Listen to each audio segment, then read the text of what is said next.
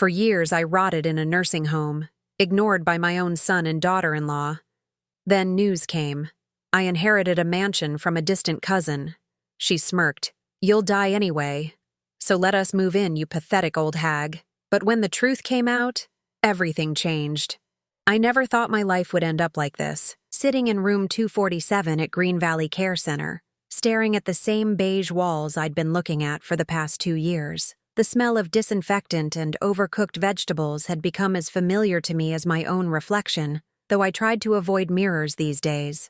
At 72, I felt like I'd become invisible, just another forgotten face among the dozens of elderly residents shuffling through these sterile hallways. My name is Helen Thompson, and I used to have a real life. I had my own house, my garden, my Wednesday bridge club with the girls from church. Before we continue, comment where you're watching from and subscribe to the channel.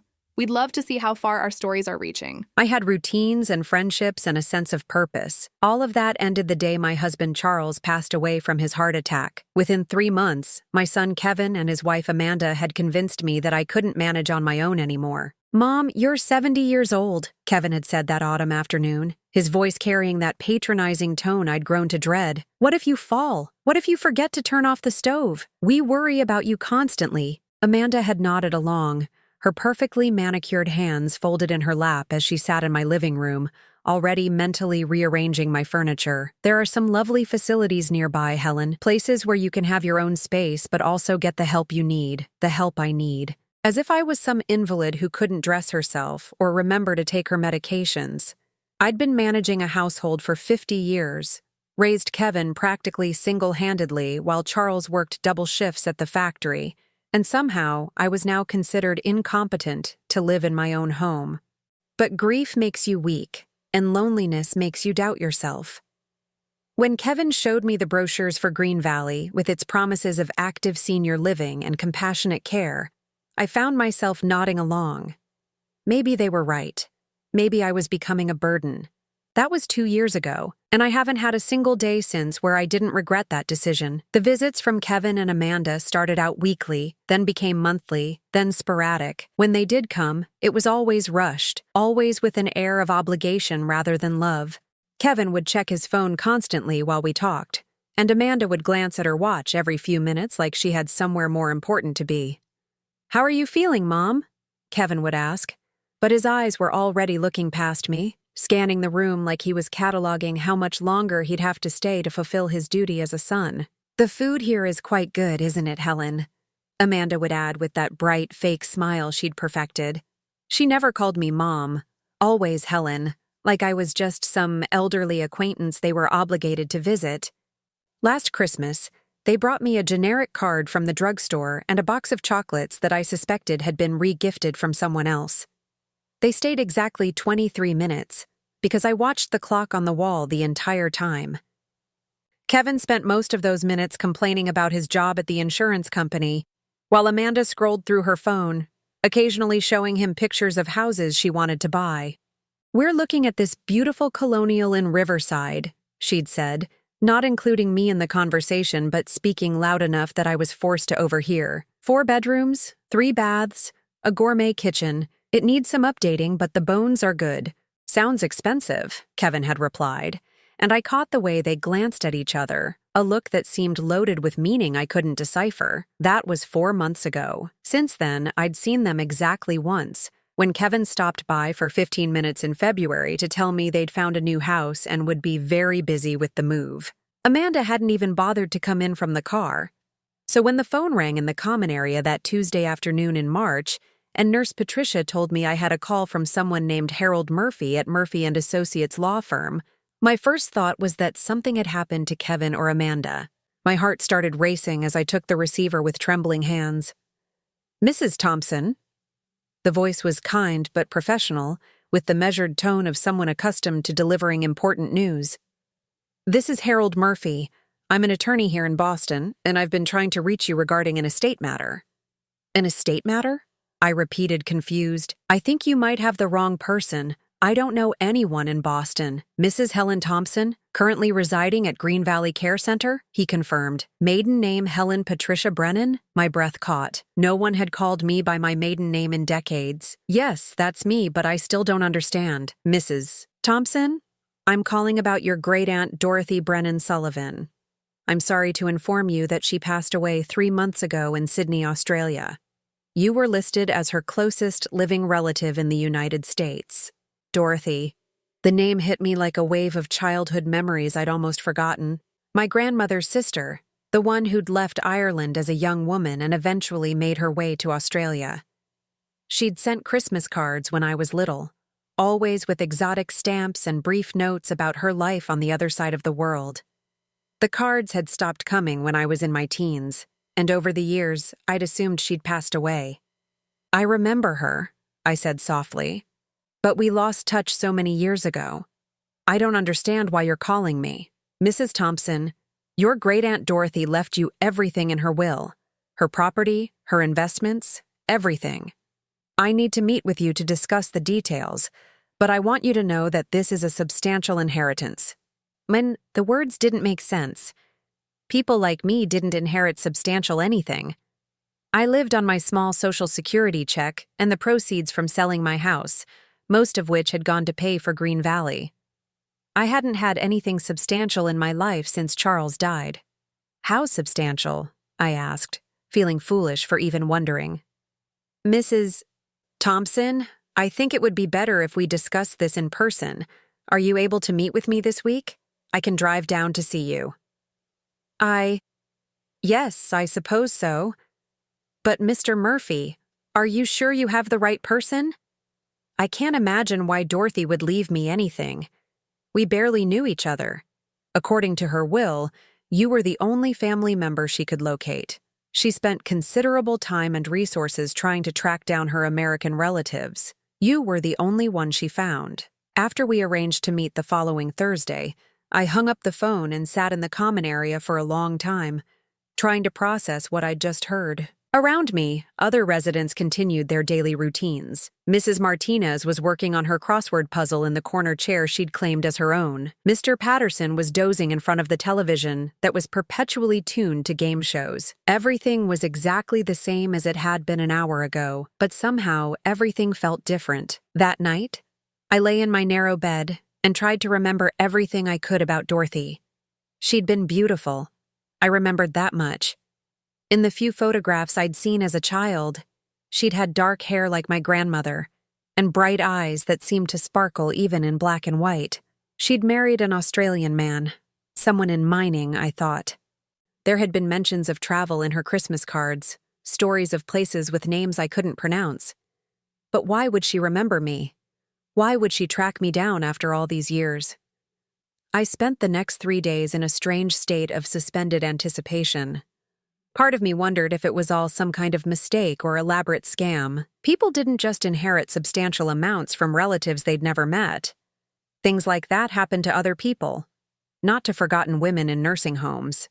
But another part of me, a part that had been dormant for so long I'd almost forgotten it existed, began to feel something I hadn't experienced in years: hope. Thursday afternoon, Harold Murphy arrived exactly on time. He was a man in his 50s with kind eyes and a gentle manner that immediately put me at ease. We met in the family conference room, a space I'd only been in once before, when Kevin and Amanda had signed my admission papers. Mrs. Thompson, he said, setting a briefcase on the table between us, I want you to know that what I'm about to tell you is going to change your life. Harold Murphy opened his briefcase with the practiced efficiency of someone who delivered life-changing news many times before. But as he pulled out a thick folder and set it on the table between us, I could see something in his expression that suggested even he was impressed by what he was about to reveal. Mrs. Thompson, he began, adjusting his glasses, your great-aunt Dorothy owned a significant amount of property in Australia. She also had substantial investments in mining operations, real estate, and various international accounts. But what's most relevant to you is what she owned here in the United States. He pulled out a photograph and slid it across the table to me. I gasped when I saw it. It was a magnificent Victorian mansion, 3 stories tall with elaborate gingerbread trim and a wraparound porch that looked like something from a fairy tale. The gardens surrounding it were immaculate, with mature oak trees and carefully maintained flower beds. "This is the Brennan estate," Harold explained. "It's located in Millfield, about 40 minutes from here. Dorothy inherited it from her father, your great-grandfather, in 1962. She kept it maintained all these years, even though she never lived there after moving to Australia." I stared at the photograph, unable to speak. The house was beautiful beyond anything I could have imagined owning. "The property sits on 12 acres, Harold continued, "and includes the main house, a carriage house that's been converted to a guest cottage, and several outbuildings. The entire estate has been appraised at $2.8 million. The number hit me like a physical blow. I actually felt dizzy. "I'm sorry, did you say million?" "Yes, ma'am. But that's not all." He pulled out another set of documents. "Dorothy also maintained several investment accounts that she's left to you. The total value of your inheritance, including the property, is approximately $2 million. I couldn't breathe. The room seemed to spin around me as I tried to process what he was saying. $4.2 million. The number was so large it didn't feel real. "Are you all right, Mrs. Thompson? Would you like some water?" I nodded numbly, and Harold stepped out to ask one of the nurses for a glass of water. While he was gone, I stared at the photograph of the house, trying to convince myself this wasn't some elaborate dream. Houses like that didn't belong to people like me. Money like that didn't fall into the laps of forgotten nursing home residents. When Harold returned, I managed to find my voice. "Why me? I mean, why did Dorothy choose me?" According to the letter she left with her will, she spent years trying to locate family members in America. She hired private investigators, searched genealogy records, did everything she could to find her relatives. You were the only one she could definitively locate who was still alive. He handed me an envelope. "She left this for you." With shaking hands, I opened the envelope and unfolded a handwritten letter. Dorothy's handwriting was elegant, old-fashioned, the kind they taught in schools decades ago. "My dear Helen," it began, "if you are reading this, then I am gone, and you are about to embark on a new chapter of your life. I know we never met properly, but I have followed your life from afar through the years. I know about your marriage to Charles, about your son Kevin, about the struggles you've faced. I know about the death of your husband and the difficult decisions you've had to make since then. I chose you not just because you are family, but because I believe you deserve to live your remaining years with dignity and independence. The Brennan estate has been waiting for someone who will appreciate it, who will understand what it means to have a real home. I hope it brings you the peace and happiness that you so richly deserve. With love from your great-aunt Dorothy." Tears were streaming down my face by the time I finished reading. I looked up at Harold, who was watching me with gentle understanding. "How did she know about Charles? About my situation here? She hired investigators not just to find you, but to learn about your life. She wanted to make sure her inheritance would go to someone who truly needed it and would appreciate it." I sat in silence for several minutes, trying to absorb everything. Finally, Harold spoke again. "Mrs. Thompson, I need to ask what you'd like to do. The property is yours immediately. You can take possession anytime you'd like." "I can leave here? Just like that?" "You're not a prisoner here, ma'am. You're a resident by choice. You can leave whenever you want." The reality of it began to sink in. I didn't have to stay in this place. I didn't have to spend my remaining years in a nursing home, forgotten and diminished. I could have my own home again, my own life. "I'd like to see the house," I said, surprising myself with the firmness in my voice. "Of course. When would you like to go?" "Now," I said, standing up with more energy than I'd felt in 2 years. "I'd like to go now." Harold smiled. "I'll drive you there myself." The ride to Millfield passed in a blur of excitement and disbelief. Harold explained various details about the property, the taxes, the maintenance staff Dorothy had employed to keep everything in perfect condition. But I barely heard him. I kept staring out the window, watching familiar neighborhoods give way to more rural areas with larger homes and more space between them. When we finally turned into the circular driveway of the Brennan estate, I gasped out loud. The photograph hadn't done it justice. The house was even more magnificent in person, rising majestically from perfectly manicured grounds. The late afternoon sun cast long shadows across the wraparound porch, and I could see flower beds that were just beginning to show signs of spring growth. The caretaker, James Morrison, has been maintaining the property for 15 years, Harold explained as we walked toward the front door. He lives in town but comes by 3 times a week. Dorothy left instructions for him to continue his work until you decide otherwise. Harold produced an ornate brass key and unlocked the front door. As we stepped inside, I was overwhelmed by the beauty of it all. The foyer featured a sweeping staircase with an intricately carved banister, and the walls were lined with rich wood paneling that gleamed in the afternoon light streaming through tall windows. The house has been fully updated, Harold said, leading me through room after room. Dorothy had modern heating and air conditioning installed, the electrical system upgraded, new plumbing throughout.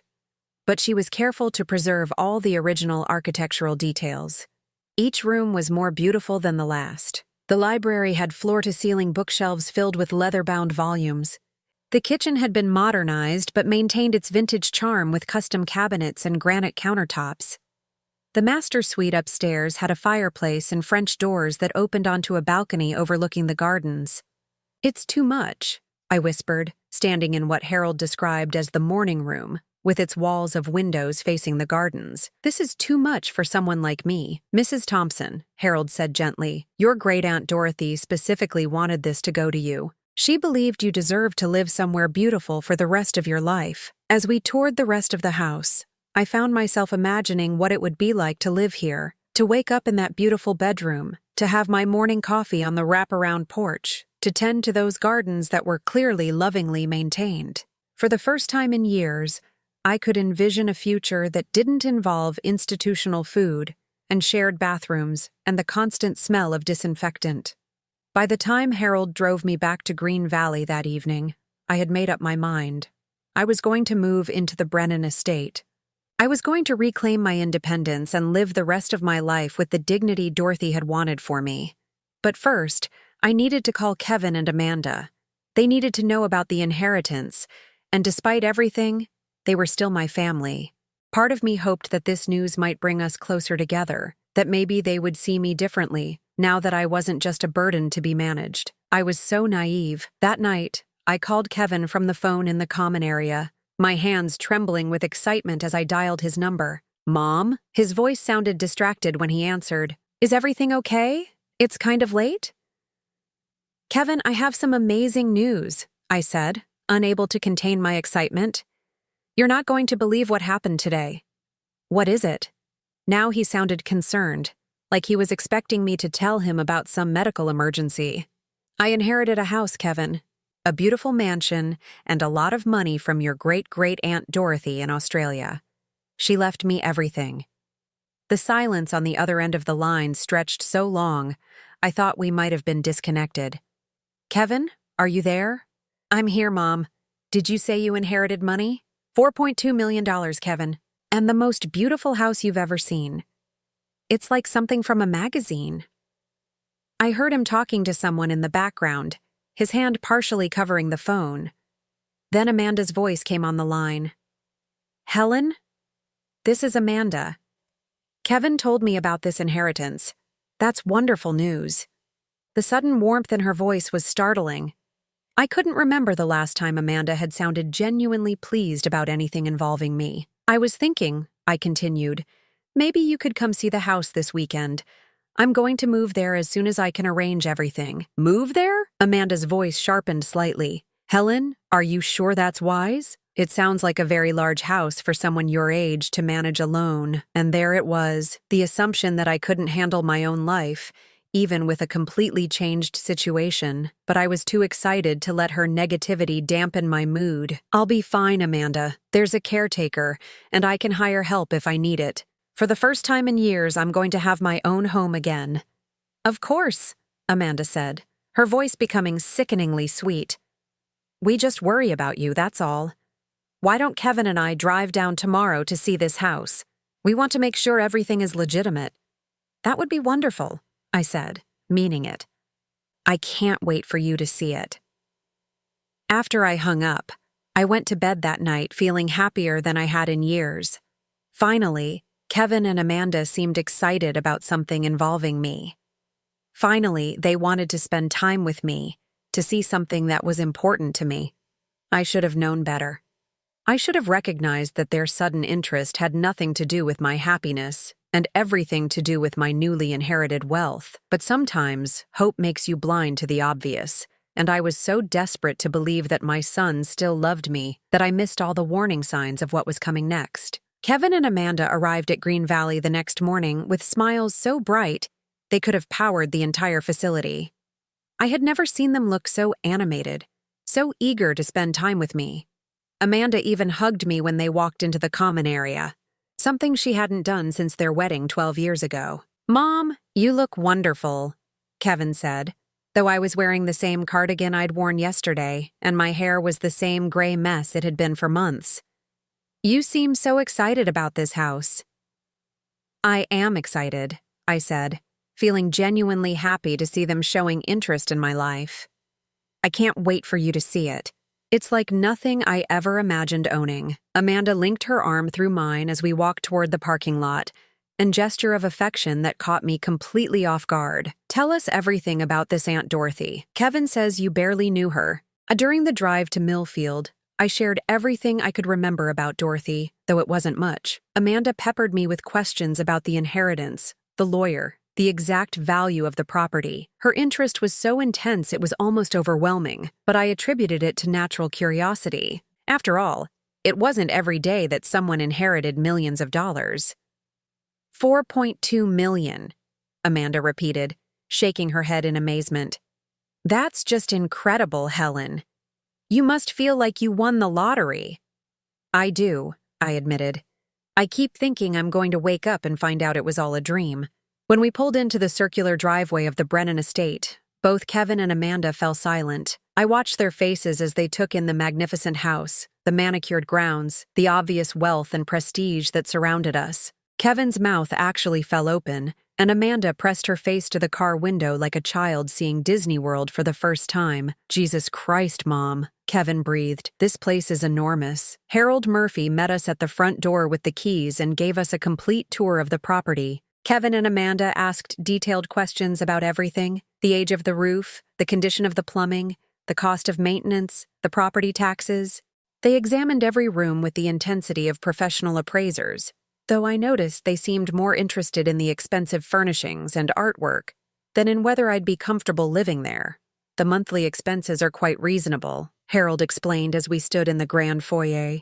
"Property taxes are about $4,000 annually, and the maintenance costs run around $2,000 per month, including the caretaker's salary." Amanda was doing calculations on her phone. "So yearly expenses of around $28,000. That's very manageable given the inheritance." I was struck by her use of the word manageable, as if she was already thinking about budgets and financial planning. But I pushed the thought away. Of course they would be concerned about my expenses. They were looking out for me. After Harold left, the three of us walked through the house again, this time more slowly. I found myself gravitating toward the morning room with its walls of windows overlooking the gardens. The afternoon light streaming through the glass made everything seem magical, and I could already picture myself having my morning coffee there while watching the sunrise. "This room is beautiful," I said, settling into one of the comfortable armchairs positioned to face the windows. "I think this might become my favorite spot." Kevin and Amanda exchanged a look that I didn't understand at the time. "Mom," Kevin said, perching on the edge of a nearby sofa, "Amanda and I have been talking, and we're a little concerned about you living here alone." My heart sank slightly. "Concerned? Why?" Amanda joined Kevin on the sofa, both of them facing me with expressions of what looked like genuine worry. "Helen, this is a very large house, 3 stories, 12 rooms, all those stairs. What if something happens to you? What if you fall or have a medical emergency?" "There's a medical alert system that Dorothy had installed," I said, though I could hear the defensiveness creeping into my voice.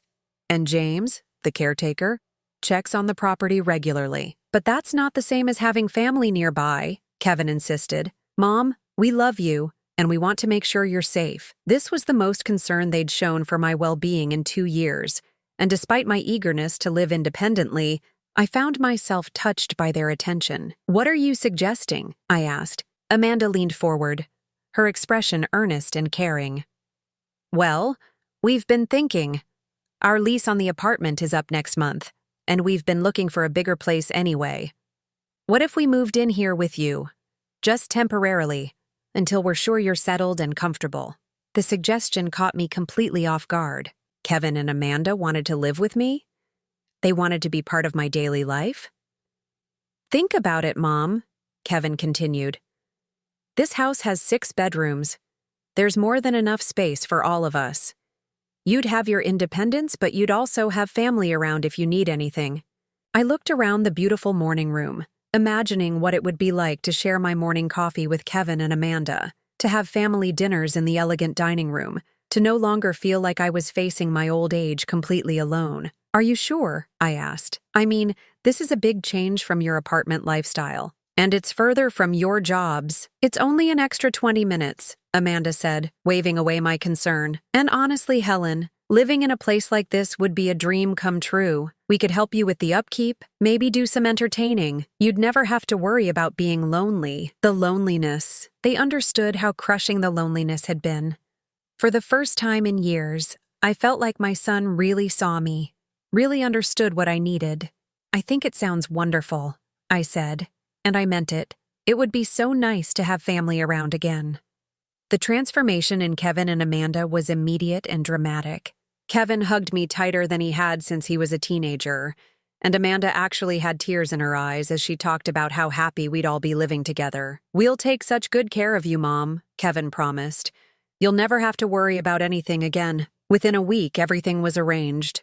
Harold helped me with the legal paperwork to take possession of the house, and Kevin and Amanda gave notice on their apartment lease. They insisted on handling all the moving arrangements, claiming they wanted to spare me the stress. You just focus on settling in, Amanda said.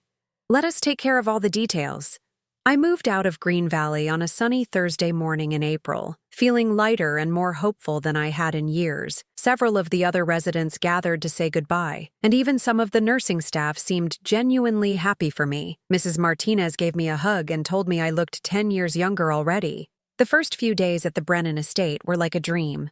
I woke up in the beautiful master bedroom, had my coffee on the wraparound porch, and spent hours exploring every corner of the house and grounds. The gardens were just beginning to bloom with spring flowers, and I found myself making plans for flower beds I wanted to plant, and areas where I might add a vegetable garden. Kevin and Amanda moved in the following Saturday, and at first, their presence added to my happiness. Kevin helped me hang family photos in the morning room, and Amanda cooked elaborate dinners that we ate in the formal dining room by candlelight. It felt like the family life I'd always wanted, but never quite achieved. But gradually, small things began to change. Mom, do you really need to keep all these old photos everywhere? Amanda asked one morning, picking up a framed picture of Charles and me from our 25th wedding anniversary. The house has such elegant decor. These personal items kind of clash with the aesthetic. I looked around the morning room, where I'd placed several of my treasured photos and keepsakes. They did look out of place among Dorothy's expensive furnishings, but they were my memories, my life. I suppose I could move them to my bedroom, I said, though the suggestion made me feel like I was being asked to hide my own history.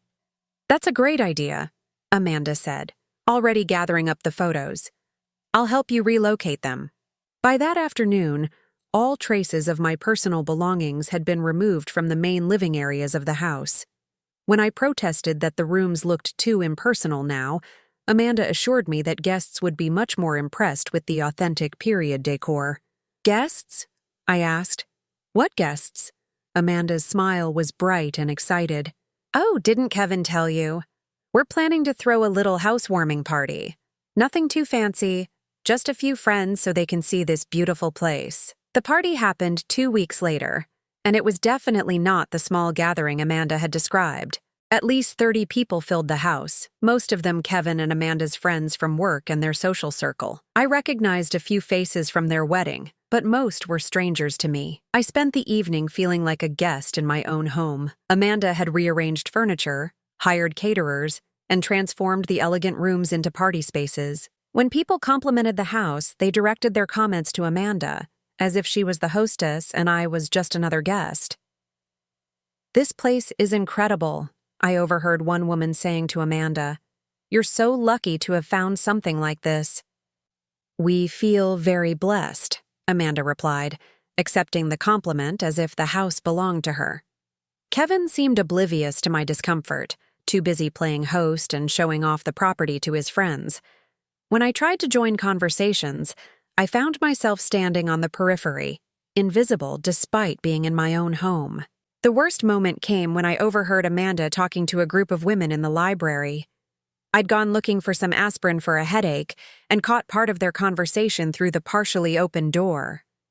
"The old woman is Kevin's mother," Amanda was saying, her voice carrying that patient tone people use when explaining inconvenient relatives. "She inherited this place from some long-lost aunt. Lucky for us. She needs someone to look after her, so we moved in to help out." "How generous of you," one of the women replied. "It must be such a burden, though, having to live with an elderly parent."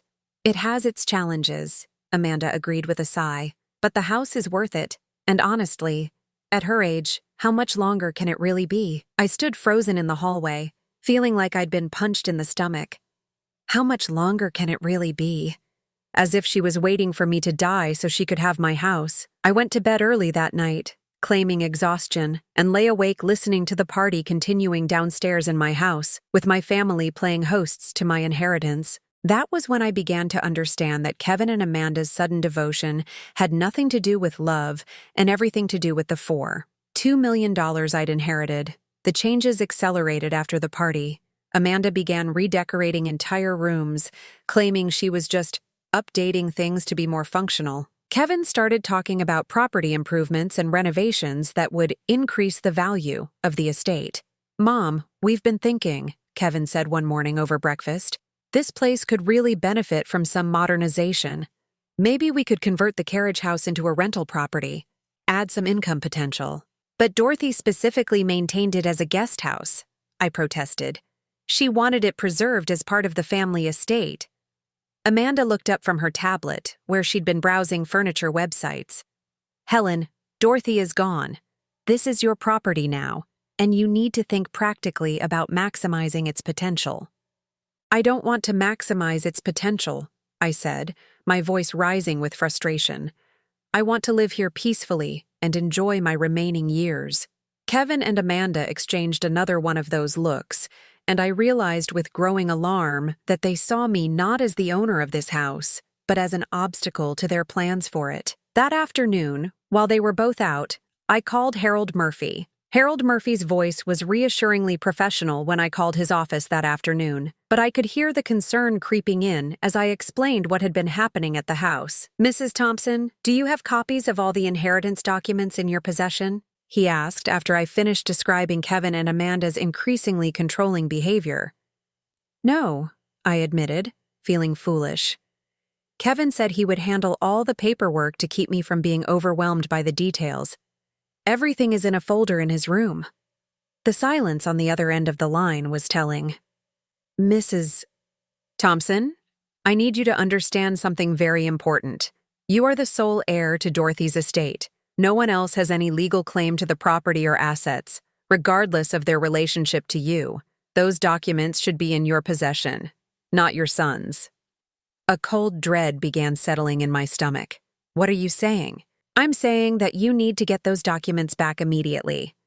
And Mrs. Thompson, I think you should consider having someone you trust review any papers you might have signed since taking possession of the house." After hanging up, I sat in the morning room that had once felt like my sanctuary, watching the afternoon light fade across gardens that no longer felt like mine. Kevin and Amanda had been gone for 3 hours, supposedly running errands, but I suspected they were meeting with contractors or real estate agents or whoever else they'd been consulting about their plans for my property. I made a decision that felt both terrifying and necessary. I was going to search Kevin's room and find those documents. The master suite that Kevin and Amanda had claimed was directly above my own room on the second floor. As I climbed the stairs, each step felt like a betrayal of the trust I'd tried so hard to maintain with my son. But Harold's words kept echoing in my head. Those documents should be in your possession. Their room was immaculate in the way that Amanda always managed, with everything in its place and not a speck of dust anywhere. I found the folder marked Estate Documents in Kevin's briefcase, which was sitting open on the antique desk by the window. What I found inside made my hands shake so violently I almost dropped the papers. There were documents I'd never seen before, contracts and forms with my signature on them.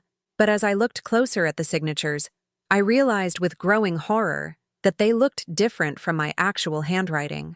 The letters were similar, but the formation was slightly off, the spacing not quite right. One document was titled Power of Attorney and gave Kevin full legal authority to make decisions about my finances and property. According to the date, I'd supposedly signed it 2 weeks after moving into the house. I had no memory of signing anything like that. Another document was a property management agreement that gave Kevin and Amanda authority to make improvements and modifications to the estate in the best interests of the property owner's well-being and financial security. Again, my signature was there, but I was certain I'd never seen the document before. The worst was a document labeled Competency Evaluation Request that Kevin had apparently filed with the county, requesting a formal assessment of my mental capacity. The form included a section where he'd described my increasing confusion and inability to manage complex financial decisions. I was still staring at the papers when I heard the front door open downstairs, followed by Kevin and Amanda's voices in the foyer. Panic shot through me as I realized they were back earlier than expected. I quickly photographed several of the documents with my old flip phone, then returned everything to the folder exactly as I'd found it. I made it back to my room just as I heard their footsteps on the stairs. That evening at dinner, I watched Kevin and Amanda with new eyes. They chatted pleasantly about their day, asked about how I'd spent my afternoon, and discussed plans for the weekend as if nothing had changed. But I kept seeing those forged signatures, those documents that gave them legal control over everything Dorothy had left me. "Mom, you seem quiet tonight," Kevin observed, cutting into the expensive steak Amanda had prepared. "Everything okay?"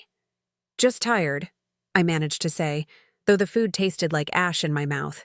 "You know, we've been thinking," Amanda said, her voice taking on that carefully casual tone I'd learned to dread. "This house is really too much for you to manage. All these stairs, all these rooms. Maybe we should look into getting you some help." "What kind of help?" I asked, though I was afraid I already knew. Kevin leaned forward, his expression earnest and caring in a way that would have fooled me completely just a few days ago. "We found this wonderful assisted living community about 20 minutes from here. It's very upscale, more like a resort than a nursing home. You'd have your own apartment, but there would be staff available if you needed anything." "But I don't need anything," I said, my voice barely above a whisper. "I'm perfectly capable of living independently." Amanda reached over and patted my hand in a gesture that felt patronizing rather than comforting. "Helen, we know you think you're fine, but we've noticed some concerning things. You've been more forgetful lately, more confused about things." "I am not confused," I said, my voice growing stronger. "I am not forgetful. I know exactly what's happening here." Kevin and Amanda exchanged another of their looks, and this time I understood exactly what it meant. They were communicating about how to handle my episode. "Mom, please don't get upset," Kevin said in the same tone he'd used when I was having tantrums as a child. "We're just concerned about your well-being. Living in a place like this, with all the responsibilities and maintenance issues, it's a lot for someone your age." "Someone my age," I repeated, feeling anger building in my chest like a fire that had been smoldering for weeks. "And what age is that, Kevin? Old enough to be dismissed? Old enough to have my property stolen? Old enough to be warehoused in another institution so you can take over my house?" Amanda's mask of concern slipped slightly, revealing something harder underneath. "Helen, no one is trying to steal anything from you. We're trying to take care of you." By forging my signature on legal documents, the words hung in the air like a bomb that had just exploded. Kevin went very still, his fork suspended halfway to his mouth. Amanda's face went through several expressions in rapid succession: surprise, guilt, calculation, and finally a cold anger I'd never seen from her before. "What are you talking about?" Kevin asked, but his voice had lost its warm, concerned tone. "I know about the power of attorney," I said, surprised by how steady my voice sounded. "I know about the property management agreement. I know about the competency evaluation you requested." Amanda set down her wine glass with deliberate precision. "Helen, I think you're becoming paranoid. That's actually one of the warning signs we've been worried about." I have pictures of the documents, I said, pulling out my phone. With my forged signatures. The silence that followed was different from any that had come before. This was the silence of a mask being dropped, of pretenses being abandoned. When Kevin finally spoke, his voice was cold and matter-of-fact. Mom, you're 72 years old. You've been in a nursing home for 2 years because you couldn't manage your own life. Now suddenly you inherit millions of dollars and a property you have no idea how to maintain or manage. We're trying to help you. By lying to me? By forging legal documents? By planning to have me declared incompetent? Amanda stood up from the table, her movement sharp and angry. You know what, Helen? Yes, we are trying to protect this inheritance from your bad decisions. Do you have any idea what it costs to maintain a property like this? Do you understand the tax implications? The insurance requirements? The legal responsibilities? It's my inheritance, I said, my voice shaking with rage. Dorothy left it to me, not to you. Dorothy left it to a competent adult, Kevin shot back, abandoning all pretense of filial respect, not to someone who spent 2 years letting other people make all her decisions for her. Amanda moved closer, her perfectly made-up face twisted with contempt. You want to know the truth, Helen? The truth is that you're a pathetic old woman who got lucky. You didn't earn this money. You didn't deserve this house.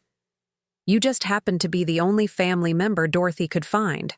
The words hit me like physical blows. But Amanda wasn't finished. You think you can just waltz in here and play Lady of the Manor? You think you can manage millions of dollars in a property like this? You couldn't even manage living in your own house after Charles died. You were so helpless and pathetic that your own son had to put you in a nursing home. Stop, I whispered, but she continued, her voice growing more vicious. And now you want to throw away this gift? You want to make stupid, emotional decisions that will waste everything Dorothy worked for? Well, we won't let that happen. This inheritance is going to be managed properly, whether you like it or not. Kevin stood up as well. And for the first time in my life, I was afraid of my own son. Mom, here's what's going to happen. You're going to move to Sunset Gardens next week. It's a very nice place, much better than Green Valley. Amanda and I will continue living here and managing the property. And if I refuse? Amanda smiled, and it was the cruelest expression I'd ever seen on a human face. Then we'll proceed with the competency evaluation. We have documentation of your declining mental state, your inability to make rational decisions, your paranoid delusions about forged signatures. The court will appoint Kevin as your guardian, and the outcome will be the same. You'll die anyway, she continued, her voice dropping to an almost conversational tone. So really, what's the point of fighting this? At least this way, you can spend your remaining years in comfort instead of making everyone's life miserable with your selfishness. I stared at my son and daughter-in-law, these two people I'd loved and trusted, and realized I was looking at strangers. Worse than strangers.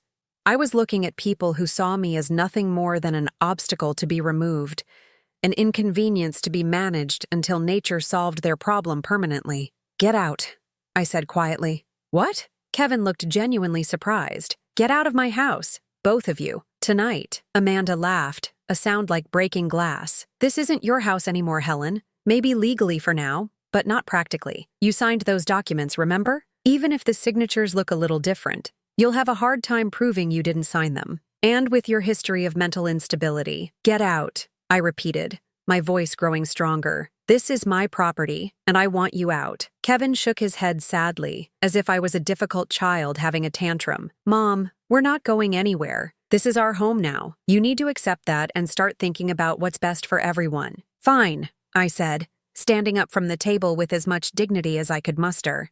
Then I'll leave. I walked out of the dining room, leaving them sitting at the table in my inherited house, planning my future as if I was already dead. But as I climbed the stairs to my room, I wasn't feeling defeated. For the first time in weeks, I was thinking clearly. Kevin and Amanda had made a crucial mistake in showing me their true faces. Now I knew exactly what I was fighting, and I knew I had to fight it with everything I had. I had one advantage they didn't know about. Harold Murphy had given me his personal cell phone number and told me to call if I ever felt unsafe or threatened. It was time to make that call. I waited until I heard Kevin and Amanda's bedroom door close before I crept downstairs to use the phone in Dorothy's old study. My hands were shaking as I dialed Harold Murphy's personal number, but when he answered on the second ring, his voice was alert and professional despite the late hour. "Mrs. Thompson, are you all right?" "Harold, I need help," I said, trying to keep my voice low. "Everything you warned me about is happening. They've forged documents, they're planning to have me declared incompetent, and they're threatening to force me into another nursing home. Where are you now?" "In my house, but they've made it clear they consider it theirs." "Harold, I found papers with my signature, but I never signed them.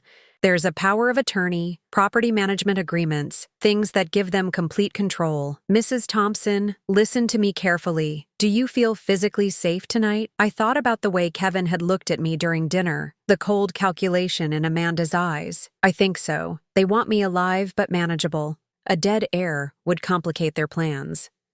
"Good. I want you to pack a small bag and be ready to leave first thing in the morning. Don't let them see you packing. Can you do that?" "Yes, but Harold, what about the documents? What about stopping them?" "We'll deal with everything tomorrow. Right now, I need to get you somewhere safe so we can plan properly. There's a small hotel about 10 minutes from your house called the Millfield Inn. Can you meet me there at 8 a.m.? After we hung up, I sat in Dorothy's study for a long time, looking around at the elegant room that had briefly felt like it might become mine. The built-in bookshelves lined with leather volumes, the antique desk where Dorothy had probably written letters to family members she'd never met, the Persian rug that had seen decades of family history.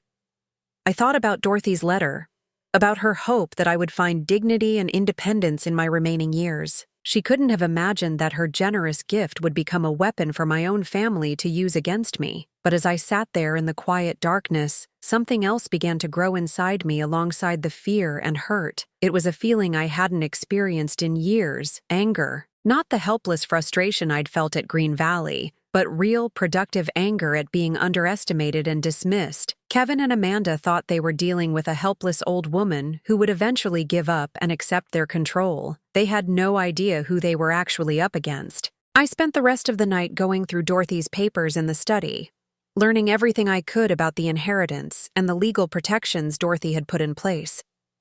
What I discovered gave me the first real hope I'd felt since the dinner confrontation. Dorothy had been far more careful and strategic than Kevin and Amanda realized. The inheritance wasn't just a simple transfer of property. There were specific clauses and restrictions designed to protect the heir from exactly the kind of exploitation I was facing. The most important discovery was a document titled Heir Protection Provisions that Dorothy had included in her will. It stated that if the primary heir ever felt threatened or coerced by family members or other parties, they could trigger a protective clause that would immediately transfer control of all assets to a trusted third party until the threat was resolved. Harold Murphy was named as that third party. At 7:30 the next morning, I quietly packed a small suitcase with essentials and slipped out of the house through the back door. Kevin and Amanda were still sleeping, and I left no note, no explanation. Let them wonder where I'd gone. The Millfield Inn was a charming bed and breakfast that looked like it had been there for 100 years.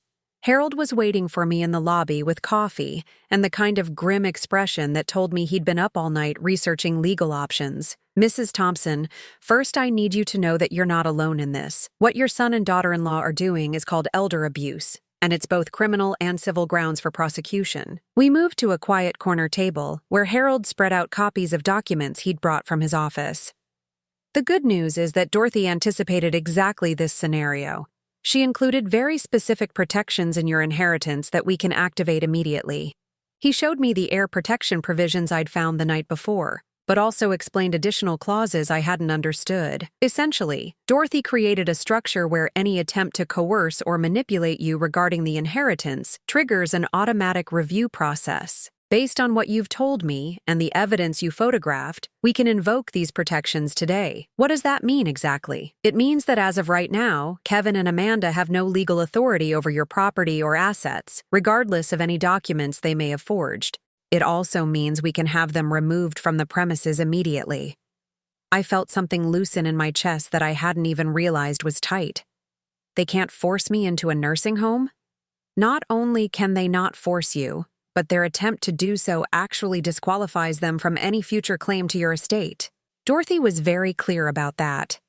Any heir who tries to exploit or abuse the primary beneficiary forfeits any inheritance rights they might have otherwise claimed. Harold pulled out his phone. "I'm calling the sheriff's office now. We're going to escort you back to your house, remove Kevin and Amanda, and secure the property. Then we're going to address the fraudulent documents they created." The next few hours passed in a whirlwind of legal activity that felt like the most empowering experience of my life.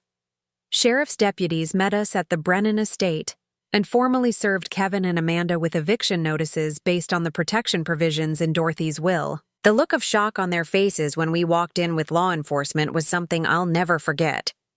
Amanda actually tried to argue that I was mentally incompetent and couldn't make legal decisions, but Harold calmly produced documentation showing that I'd been evaluated by 2 independent physicians who'd found me completely competent. "That's impossible," Kevin sputtered.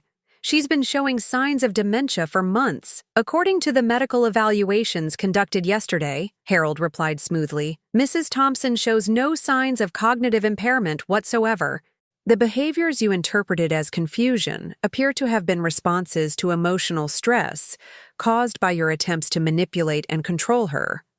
I hadn't known about any medical evaluations, but Harold had apparently been busy during the night, arranging everything needed to protect me legally. Amanda's mask of false concern finally slipped completely.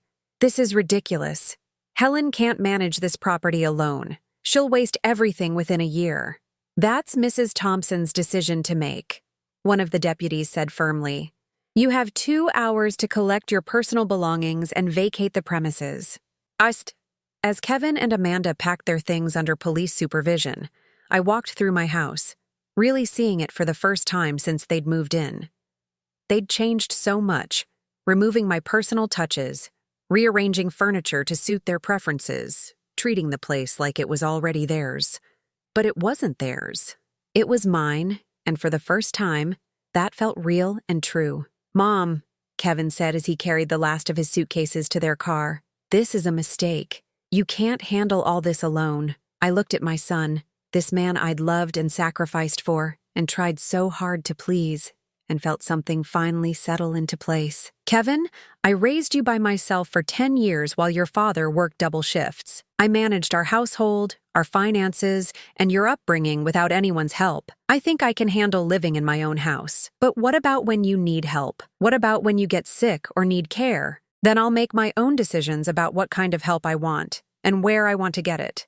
What I won't do is let myself be manipulated and exploited by people who see me as a burden to be managed." Amanda slammed the car trunk with unnecessary force. "Fine, but don't come crying to us when you realize you can't handle this. Don't expect us to clean up your mess when everything falls apart." "I won't," I said simply. "I don't expect anything from you anymore." After they left, Harold helped me secure the house and arranged for the locks to be changed immediately. He also connected me with a security company that could install a comprehensive system to ensure my safety. "Mrs. Thompson, I want you to know that Dorothy would be very proud of how you handled this situation. She believed you were strong enough to fight for yourself when it mattered, and she was right." That evening, I sat alone in the morning room, watching the sunset paint the gardens in shades of gold and pink.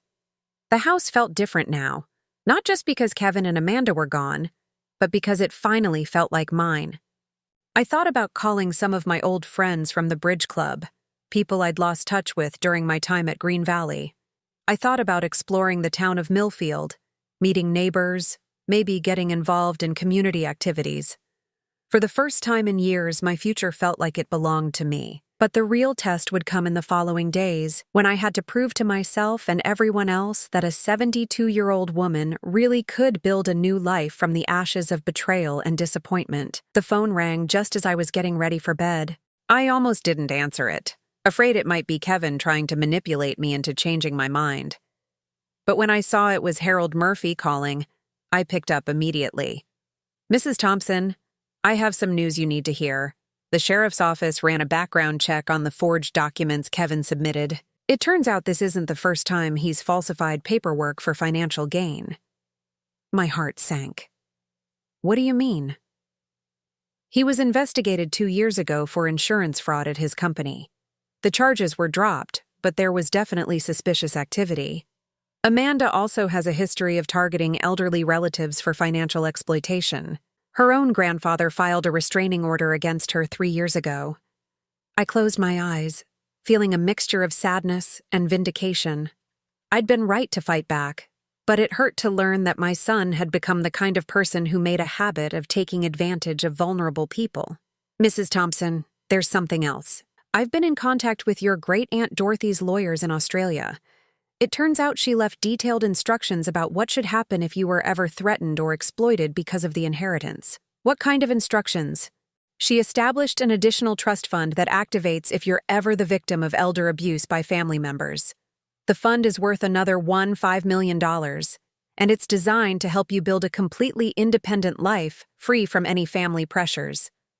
I sat down heavily in Dorothy's desk chair, overwhelmed by this final gift from a relative I'd never met, but who'd understood me better than my own son. Harold, why did she do all this? Why was she so concerned about protecting me? His voice was gentle when he answered. Because she'd been through something similar with her own family in Australia. She knew exactly what it felt like to be seen as a means to an end, rather than a person deserving of love and respect. After we hung up, I sat in the quiet study surrounded by Dorothy's books and papers, feeling her presence in a way that was comforting rather than ghostly. She'd given me more than money and property. She'd given me the tools to reclaim my dignity and independence. Tomorrow, I would start building the life she'd wanted me to have. 6 months later, I was sitting on my wraparound porch with my morning coffee, watching James, the caretaker, tend to the flower beds I'd redesigned when I heard footsteps on the gravel driveway. I looked up to see Margaret Chen walking toward me, carrying a basket of fresh vegetables from her garden next door. "Good morning, Helen," she called out cheerfully. "I brought you some tomatoes and zucchini. My garden is producing more than Robert and I can possibly eat." Margaret had been one of the first neighbors to introduce herself after Kevin and Amanda left. She was 75, a retired teacher who lived in the charming colonial next to my property with her husband Robert, a former engineer.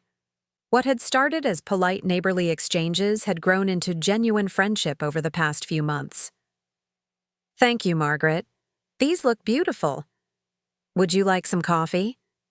"I just made a fresh pot." "Oh?" She settled into the wicker chair beside mine, and we sat in comfortable silence for a few minutes, watching James work in the gardens. This had become our routine several mornings a week, and I treasured these quiet conversations more than I could express. "How are you feeling about the dinner party tomorrow night?" Margaret asked. "Still nervous?" I laughed, realizing that nervous wasn't quite the right word anymore. Excited, I think. I haven't entertained in so long. I'd forgotten how much I enjoyed it. The dinner party had been Margaret's idea. She'd suggested that I invite some of the neighbors and community members I'd been getting to know, along with Harold Murphy and his wife, for an informal evening at the house. At first, the thought of hosting had seemed overwhelming, but as I'd planned the menu and prepared the dining room, I'd felt more energized than I had in years. "Robert is looking forward to seeing Dorothy's library," Margaret said. "He's been curious about her book collection ever since you mentioned the rare first editions." Over the past 6 months, I'd learned so much about Dorothy through her belongings and papers.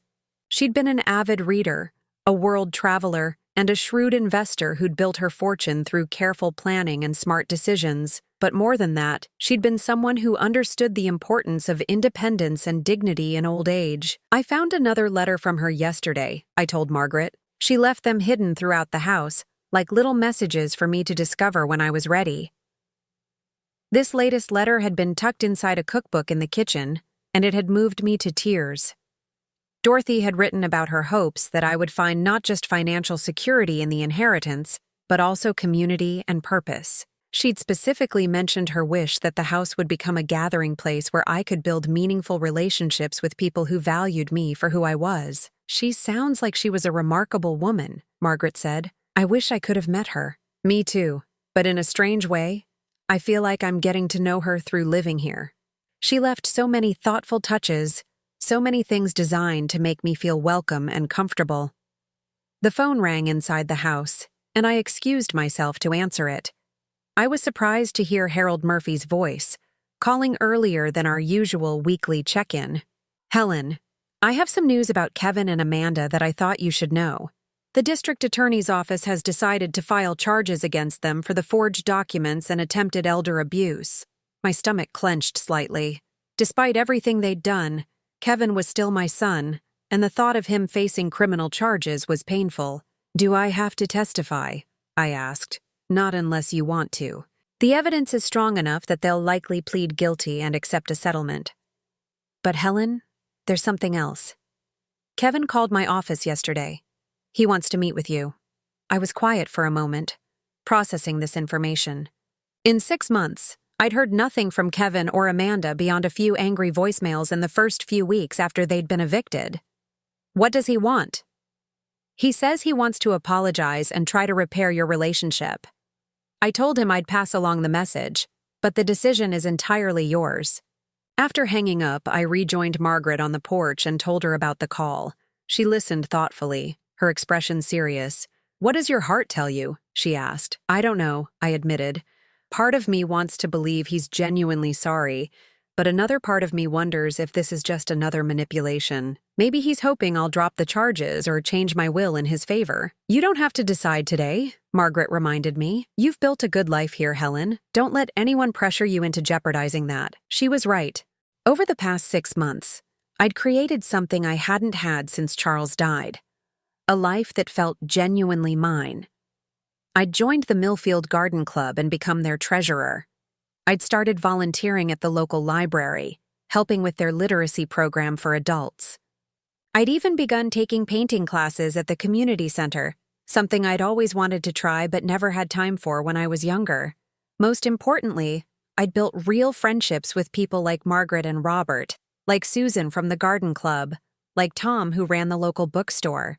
These were people who knew nothing about my inheritance and didn't care about my financial situation. They valued my opinions, enjoyed my company, and treated me as an equal rather than a burden to be managed. "I think I'll wait," I decided. "If Kevin is really serious about apologizing and rebuilding our relationship, he can wait until I'm ready to have that conversation." Margaret nodded approvingly. "You've learned to trust your own judgment again. That's not something to take lightly." The next evening, my dinner party was a complete success. 8 neighbors and friends gathered around Dorothy's elegant dining table, sharing a meal I'd prepared myself and conversation that flowed easily from topic to topic. Robert, indeed, spent a good portion of the evening examining Dorothy's library, while his wife Sarah struck up a fascinating conversation with Harold Murphy about local history. As I looked around the table at these people who'd become so important to me, I felt a profound sense of contentment. This was what Dorothy had wanted for me, I realized. Not just financial security, but a life filled with meaningful connections and genuine respect. "Helen," called out Susan from the garden club, raising her wine glass, "I think we should toast our hostess. 6 months ago, none of us knew we were missing such a wonderful neighbor." As everyone raised their glasses and offered kind words about our friendship and my contributions to the community, I felt tears of gratitude welling up in my eyes. These people saw me as Helen Thompson, not as someone's mother or widow or financial resource. They valued my thoughts on garden design, my insights into books we'd read together, my ideas for community projects. After everyone left, Harold stayed behind to help me clean up and to discuss Kevin's request again. "Have you given any more thought to meeting with him?" he asked as we loaded dishes into the dishwasher. "I have," I said. "And I've decided I'm not ready. Maybe someday, if he proves through actions rather than words that he's genuinely changed. But right now, I'm focused on building the life Dorothy wanted me to have." Harold nodded, understanding. "That's probably wise. And Helen, I want you to know how proud I am of what you've accomplished. When I first met you at Green Valley, you seemed so defeated, so convinced that your life was essentially over. Look at you now." He was right. The woman who'd sat in that sterile conference room 6 months ago, believing she was nothing more than a forgotten nursing home resident, felt like a different person entirely. I'd rediscovered parts of myself that I'd thought were lost forever, and I'd found new aspects of my personality that I'd never had the chance to explore when I was younger. A week later, I received a letter from Kevin. Not a phone call or a text, but an actual handwritten letter delivered through the mail.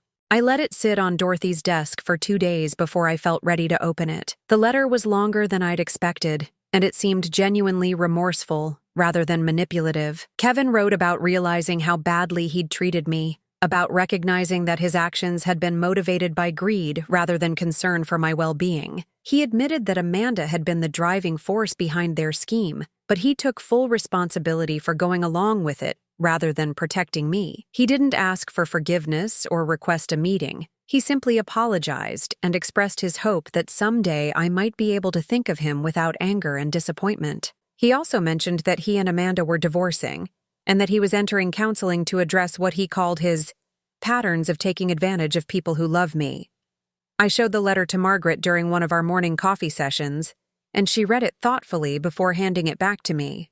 "It sounds sincere," she said carefully. "But sincerity is easy to fake in a letter. The real test would be whether he follows through on his promises to change without expecting anything from you in return." "That's exactly what I was thinking," I agreed. "If he's really changed, he'll prove it through his actions over time, not through apologies when he's facing legal consequences." I wrote a brief reply acknowledging that I'd received his letter and appreciated his apology, but I made it clear that rebuilding trust would require much more than words. I didn't close the door completely, but I also didn't offer false hope that everything could return to the way it used to be. As autumn arrived and the gardens around the Brennan estate exploded in brilliant colors, I found myself reflecting on the year that had changed my life so dramatically. Dorothy's inheritance had given me much more than financial security. It had given me the opportunity to discover who I really was when I wasn't trying to please other people or make myself small to avoid being a burden. I was Helen Thompson, a 73-year-old woman who could manage a large estate, contribute meaningfully to her community, and build genuine friendships based on mutual respect and shared interests. I was someone who could stand up to manipulation and abuse, someone who could make difficult decisions and live with the consequences. On a crisp October morning, as I sat on my porch with my coffee and watched the sunrise paint the sky in shades of pink and gold, I pulled out a piece of Dorothy's stationery and wrote her a letter I would never send but needed to write anyway. "Dear Dorothy," I began, "I want you to know that your gift has given me exactly what you hoped it would: dignity, independence, and the chance to spend my remaining years surrounded by people who value me for who I am, rather than what I can provide them. You saved my life in ways you never could have imagined, and I will spend the rest of my days honoring your memory by living fully and authentically. Thank you for seeing something in me that I had forgotten existed. Thank you for believing I was worth saving. Thank you for giving me back myself." As I sealed the letter and placed it in Dorothy's desk drawer with her other papers, I heard Margaret calling from the garden gate, carrying what looked like fresh flowers for the house. My life was far from over. In many ways, it was just beginning.